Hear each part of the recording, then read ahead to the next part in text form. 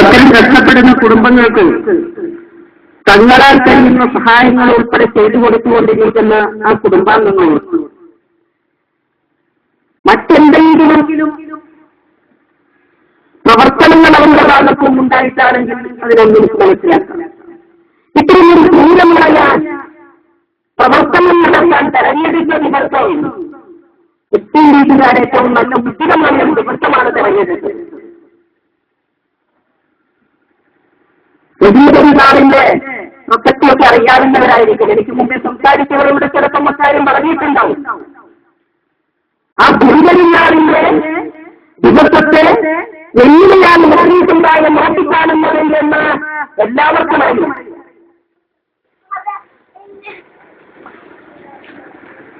ആ ദിവസത്തിന്റെ പ്രതിഷ്ഠിതം മനസ്സിലാക്കാതെ മനുഷ്യനെ തന്നെ കീഴികൊടുക്കാൻ ചരിത്രങ്ങൾ രേഖപ്പെടുന്ന കാര്യത്തിലേക്കുള്ള നീക്കമാണ് മുസ്ലിം ലീഗിന്റെ ഭാഗത്തു നിന്ന് അന്നേ ദിവസം ഇതിനുവേണ്ടി ഏറ്റെടുത്തതെന്ന് ഞാൻ സംശയിച്ചു പോവുകയാണ്.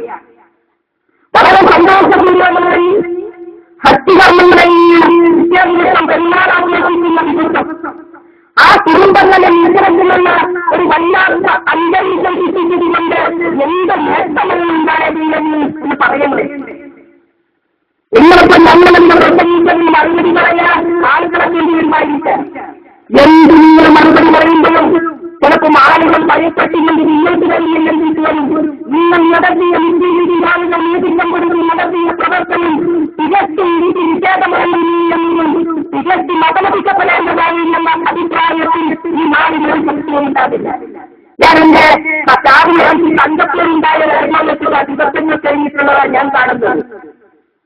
ഇന്നത്തെ രാവിലെ അവരുടെ വീടുകളിൽ സന്ദർശിച്ചപ്പോ ഇഷ്ടവും ഭയങ്കരരായി നിൽക്കുന്ന ആ സഹോദരിമാരെ കണ്ടപ്പോ അതിലേക്ക് ഉമ്മ കെട്ടിപ്പിടിച്ച് കരഞ്ഞ അവരുടെ കണ്ണുനീര് എന്ന് പറയുന്നത് അത് കണ്ണുനീരായിരുന്നല്ല രക്തരാഷ്ട്രങ്ങളാണ് വന്നത് എന്നാണ് ഞാൻ ഹൃദയത്തിൽ എനിക്ക് തോന്നിയത്. എന്താണ് മകളെ നമ്മൾ ചെയ്ത തെറ്റി എന്നാണ് അവരെ ചോദിച്ചത്. എന്റെ മക്കൾ എന്ത് തെറ്റി ചെയ്തു? ആരാണ് അതിന് ഉത്തരം പറയേണ്ടത്? ഈ നാടാണ്.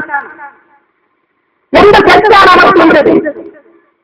എന്ത് തെറ്റി ചെയ്തു എന്ന് കുറ്റം നമുക്ക് കാണണ്ട. സ്വന്തം പിതാവിനെ കൈവെക്കുന്നു നിങ്ങൾ ആരാണ് അതിന് തെളിയിക്കാറില്ല. സ്വന്തം പിതാവിന്റെ മനുഷ്യൻ കൈവച്ചാൽ അതിനെ നശിപ്പിക്കാൻ നമ്മളാണ്. അത്തരം തങ്ങളുടെ നാടാണ് നമ്മുടെ നാട്ടിലുള്ളവർ.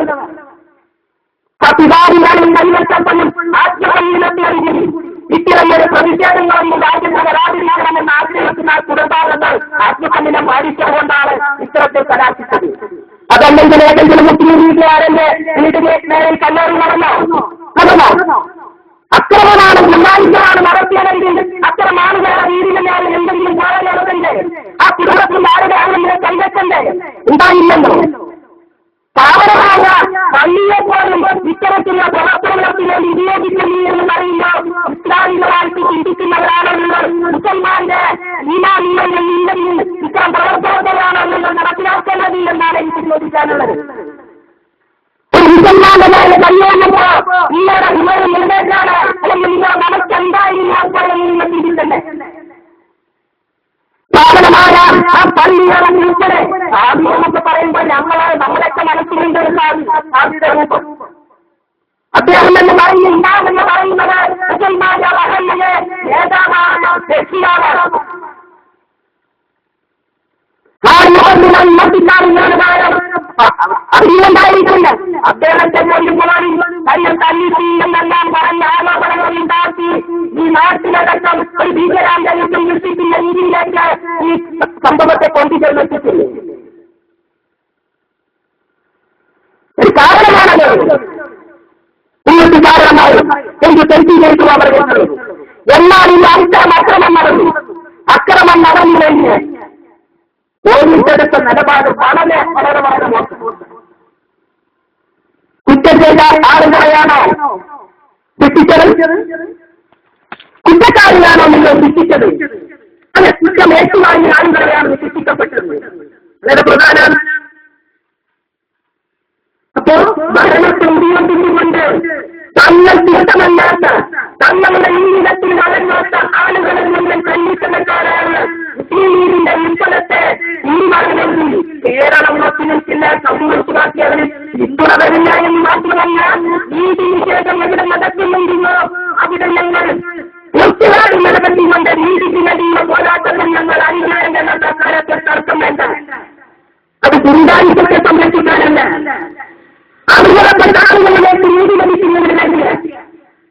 അത് കമ്മ്യൂണിസ്റ്റ് പാർട്ടിയുടെ തത്വ.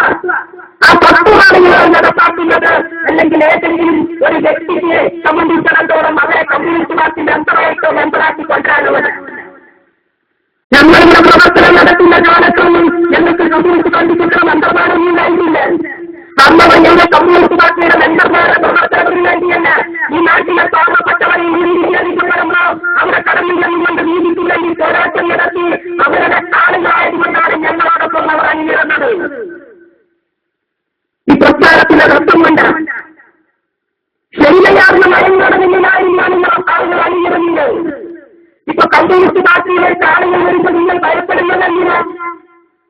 താൽക്കാലികമായി കമ്മ്യൂണിസ്റ്റ് പാർട്ടിക്ക് തിരിച്ചടിയുണ്ടാകുന്നില്ല. ഭരണമേഖലയ്ക്ക് ഞങ്ങളുടെ മുന്നിലുള്ള ആളുകളെ പിന്നാക്കം പോയിട്ടില്ല. 4 സീറ്റിന്റെ തീരുമാനത്തിൽ മാത്രമാണ് നിങ്ങൾ കേരളം ഭരിക്കുന്നതിൽ നിങ്ങൾക്ക് ഇതിനെ പരിഹാരമാണ് ബന്ധപ്പെട്ടുകൊണ്ട് തീവ്രതയ്ക്കുള്ള തീരുമാനം. വളരെ സാക്ഷികളാക്കിയിരിക്കുക 10 ദിവസത്തിനകം നിങ്ങളുടെ തീരുമാനം എന്തായെന്ന് നോക്കുന്നുണ്ട്. വിജയകാലത്തിൽ മറുഭാഗത്ത് വേറൊരു സത്യത്തിലേക്ക് തൂത്തുപാലത്തിൽ നിൽക്കുന്ന യുഡിഎഫിനകത്ത് മുസ്ലിം ലീഗിന് ഇപ്പോൾ അഹങ്കാരമുണ്ട്. ഞങ്ങൾ ഇത്തവണ തെരഞ്ഞെടുപ്പ് കഴിഞ്ഞ് വന്നപ്പോൾ വലിയ ഭൂരിപക്ഷത്തിലാണ് അധികാരത്തിൽ വന്നിട്ടുള്ളത്. ഞങ്ങളുമല്ല ആരുമില്ല എന്ന് ഓർമ്മയുണ്ടല്ലോ. കഴിഞ്ഞ കാലം 2006 നിയമസഭാ തെരഞ്ഞെടുപ്പ് കഴിഞ്ഞപ്പോ മലപ്പുറം ജില്ല പച്ച പരമനാളിയല്ല ചുവപ്പ് പരമനാളിൽ ഈ ചെമ്പടി ഉയർന്നു മാറിയ ജില്ലയായി മലപ്പുറം ജില്ല. മറക്കണ്ട മുസ്ലിം ലീഗുകാർ അക്കാലം വിളിച്ചു വരും. അതുകൊണ്ട് തന്നെ നിങ്ങളുടെ ഇന്നത്തെ ഭരണത്തെ വിയോജിച്ചുകൊണ്ട് നാട്ടിലെ പാവപ്പെട്ട മനുഷ്യർക്ക് നേരെ നിങ്ങൾ ചോട്ടി വീണ്ടുമ്പോ വിമർശിക്കുമ്പോ നിങ്ങളുടെ കടാരം നടത്തുമ്പോ അവർക്ക് നീതി ലക്ഷ്യമാക്കുന്നതിന് വേണ്ടി അവരുടെ പിന്നിൽ അണിനിരക്കാൻ ഈ കേരളത്തിലെ കമ്മ്യൂണിസ്റ്റ് പാർട്ടി ഉണ്ടാകുന്ന ഒരു കാര്യം നിങ്ങൾ സാധിക്കുന്നതിന് ഇഷ്ടം പെടാതെ അത് തന്നെയാണ് ഇന്ന് ഈ കേരളത്തിന്റെ ഭാഗം ഉയർന്നു നിൽക്കുന്നത്. അത്തരം ദുർബലപ്പെട്ട് നിൽക്കുന്ന മനുഷ്യഭാഗത്തെ സഹായിച്ചുകൊണ്ടാണ് ഇന്ത്യയിൽ സഭയിൽ ഉയർന്നു വന്നിട്ടുള്ളത്. അതുകൊണ്ട് തന്നെ ഞാൻ പറയുന്നത് ഇത്തരത്തിലുള്ള നിങ്ങളുടെ നിലപാടുകൾ ഞാൻ പറയുന്ന ആവർത്തിച്ച് പറയുന്നു. കമ്മ്യൂണിസ്റ്റ് പാർട്ടി മെമ്പറായിട്ടല്ല, നീതി നിഷേധിക്കപ്പെട്ട മെമ്പറായിട്ടുള്ള പ്രതിഷേധത്തിന്റെ ശബ്ദമാണ് നിങ്ങൾ ഉയർന്നുകൊണ്ടിരിക്കുന്നത്. അതുകൊണ്ട് തന്നെ ഇതിന്റെ പിന്നിൽ അണിനിരക്കാൻ നിങ്ങളെ കമ്മ്യൂണിസ്റ്റ് പാർട്ടിയുടെ ആളുകളാവണമെന്നുണ്ട്. മുഴുവൻ ആളുകളും അതായിക്കൊണ്ടല്ല ഇവിടെ വന്നിട്ടുണ്ടാകുക. ഒരു നാട്ടിലുണ്ടാകുന്ന ഇത്തരം സംഭവങ്ങൾക്കെതിരെ പരിഹരിക്കാനുള്ള ആർജവം നഷ്ടപ്പെട്ടു പോയാൽ നമുക്ക് നമ്മുടെ മണ്ണിൽ കാലമോദിക്കാൻ കഴിയാത്ത സ്ഥിതിവിശേഷത്തിലേക്ക് പോകുമെന്ന തിരിച്ചറിവ് മറ്റുള്ളവരും കൂടി ഉണ്ടാകേണ്ടതുണ്ട്. ഭരണമില്ലെങ്കിലും നമുക്ക് നമ്മുടെ നാട്ടിൽ ജീവിക്കണ്ടേ?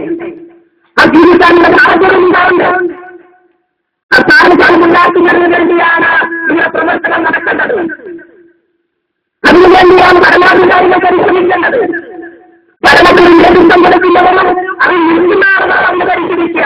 അതിന് പകരം ഇതുവരെ നടക്കുന്നത് ഭരണത്തെ ഉപയോഗിച്ചുകൊണ്ട് തങ്ങൾ തിരുത്തപ്പെടാത്ത ആളുകളെ അംഗീകരിക്കുക എന്ന സമീപനം സ്വീകരിക്കുക. FIR എന്ന തയ്യാറാക്കി പോലീസ് കേസെടുത്തോ ആ വീടുകളിൽ ആയിരക്കണക്കിന് രൂപയുടെ നഷ്ടമാണ് സംഭവിച്ചിട്ടുള്ളത്. ആരെങ്കിലും പോയിട്ടുണ്ടോ എന്ന് എനിക്കറിയില്ല. ഈ കടയുടെ തന്നെ നോക്കിയാൽ കാണാം. ഇത് തന്നെയാണ് മിക്ക വീടുകളിലും ഞാൻ സന്ദർശിച്ച വീടുകളിലെയും അനുഭവം. ലക്ഷങ്ങളുടെ നഷ്ടമാണ്. ഈ സ്ഥാപനങ്ങളുടെ ഉദ്യോഗങ്ങളുടെ ലക്ഷങ്ങളുടെ നഷ്ടമാണ്. അത് തല്ലിക്കൊള്ളിക്കണം എന്നാൽ അവർ നമ്മൾ കൃത്യമായിട്ടുള്ള ഫോക്കസ് ചെയ്തിട്ടുണ്ട്. എന്താണ് സർക്കാരാണ്